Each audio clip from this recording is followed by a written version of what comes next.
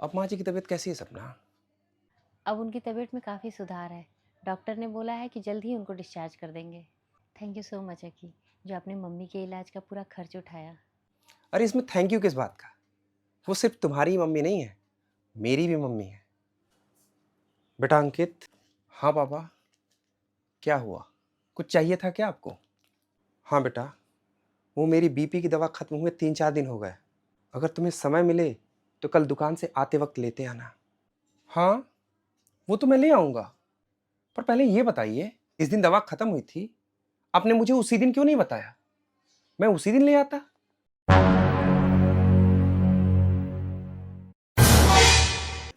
अरे बहू, जरा अंकित को फ़ोन करके बोल देना मेरी बीपी की दवा खत्म हो गई है, आते वक्त लेते आएगा।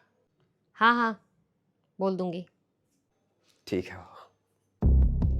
जब देखो बस खर्चा बढ़ाने की बात करते रहते हैं। अरे 2-4 दिन बीपी की दवाई नहीं खाएंगे तो मर नहीं जाएंगे। पड़ा है, फ़ोन करके बोल दो। अरे क्या हुआ पापा? क्या सोचने लगे? कुछ नहीं बेटा, वो मेरे ही दिमाग से उतर गया था बताना। आज देखा तो पता चला कि दवा खत्म हो गई है। चलिए ठीक है, मैं कल ले आऊंगा। ठीक है बेटा। ये पापा का कुछ समझ में नहीं आता, पता नहीं क्या अपने ही मन में सोचते रहते हैं। कभी कभी तो मुझे ऐसा लगता है कि वो हमारे साथ रहकर बोर हो गए हैं।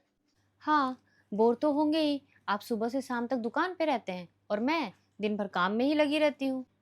पता है यार, पर क्या करूं, काम भी तो जरूरी है ना। अब सब कुछ छोड़कर उनके लिए घर पे तो नहीं बैठ सकता ना। बात तो आपकी बिल्कुल सही है, लेकिन मेरे पास ना एक आइडिया है।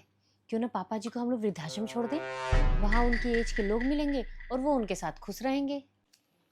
हाँ, ये हुई ना बात। मैं तुमसे ऐसे ही जवाब की उम्मीद कर रहा था। ऐसी जवाब की उम्मीद कर रहा था मतलब ये कि मैंने पापा की आंखों में साफ साफ देख लिया था कि वो अकेलेपन से नहीं, बल्कि ये जो तुम जानवरों जैसा व्यवहार करती हो उनके साथ, उससे दुखी हैं। और आज तुमने पापा को वृद्धाश्रम भेजने वाली बात बोलकर अपनी वैल्यू मेरी नजरों में जीरो कर ली है, जीरो। अरे कैसी औरत हो तुम? एक और मेरे पापा को उनके ही घर से निकालने की सोच रही हो, और दूसरी ओर अपनी माँ के इलाज के लिए मुझसे ही पैसे ले रही हो। आखिर अपने माँ बाप और सास ससुर में इतना भेदभाव क्यों? लेकिन अब बस, आज से अपनी माँ के इलाज के लिए पैसों का इंतजाम कहीं और से कर लेना। समझ गई तुम? अरे सुनिए तो सही, रुकिए ना।